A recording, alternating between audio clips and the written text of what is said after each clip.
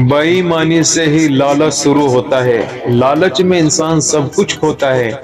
बेचैनी में कभी जागता कभी सोता है। बुढ़ापे में पापों को सोचकर रोता है। पैर की मोच और छोटी सोच हमें आगे बढ़ने नहीं देती। टूटी कलम और औरों से जलन खुद का भाग्य लिखने नहीं देती।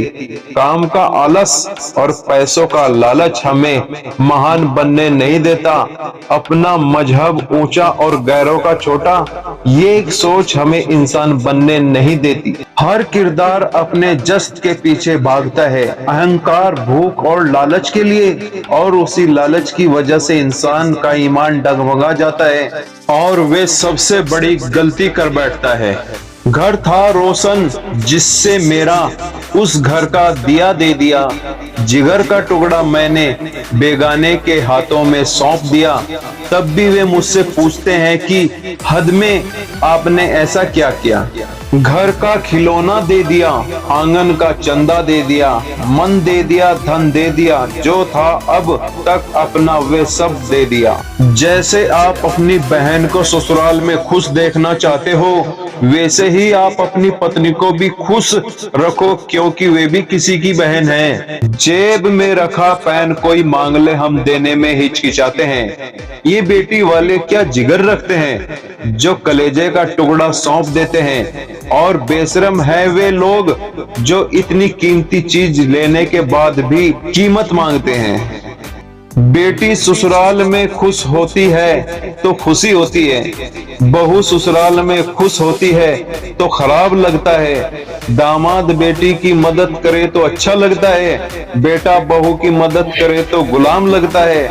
बेटी को ससुराल वाले ताना मारे तो बुरा लगता है, खुद बहू के मायके वाले तो ताना दे सही लगता है। बेटी को ससुराल में काम करना पड़े तो बुरा लगता है, बहू सारा दिन काम करे फिर भी कामचोर कहलाए। बेटी को रानी बनाकर रखने वाली ससुराल चाहिए, खुद को बहू काम वाली चाहिए। ससुराल में जाने के बाद लड़कियों की जिंदगी कितनी बदल जाती है। मायके में सुबह उठकर चिल्लाने वाली ससुराल में सुबह चुपचाप काम पे लग जाती है। मायके में रह के फिजूल पैसा उड़ाने वाली ससुराल में एक एक रुपए का हिसाब लगाती है।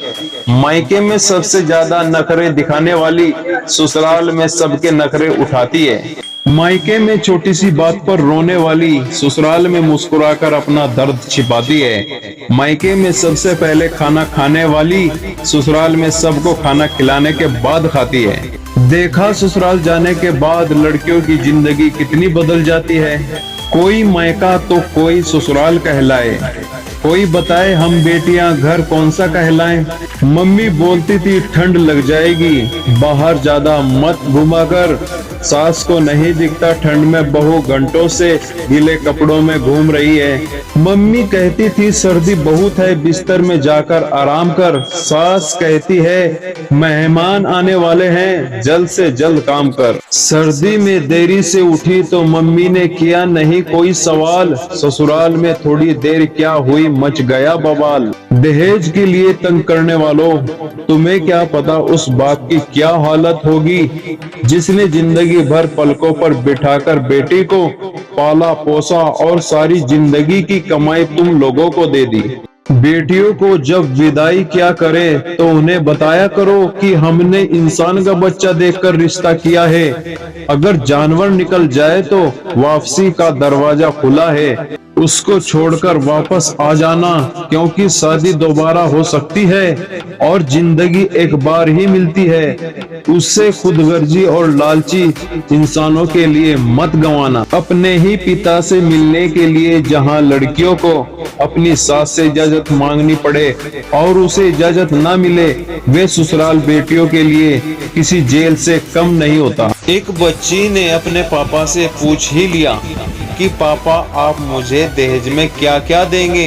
दहेज भी दे दिया, अपनी बिटिया भी दे दी। ये कैसा रिवाज है, अपने बेटे की बोली लगाकर उसे बेच देते हैं, ये कैसा समाज है वे नन्ही सी जान पर रहती है हमेशा अंदर से परेशान। अब वे दरिंदों से नहीं है अनजान, घर में ही बैठा था हबसी हैवान। एक बेटी ने क्या खूब कहा है, भगवान क्या जरूरत थी मुझे 2 घर देने की, जबकि दोनों ही घर पराए हैं। क्या दहेज में मिली थोड़ी भीख से किसी का पूरी जिंदगी गुजारा चल सकता है? आखिरकार जिंदगी तो खुद के कमाने से ही चलेगी। एक बार एक लड़का लड़की देखने गया। लड़की पसंद आने पर लड़के ने कहा, तुम तो मुझे पसंद हो, क्या तुम्हारे बाप की हैसियत है मुझे कार देने की? इस पर लड़की ने सॉलिड जवाब दिया, मेरे बाप की हैसियत तो हवाई जहाज देने की है, लेकिन तुम्हारे बाप की हैसियत एयरपोर्ट बनवाने की है क्या?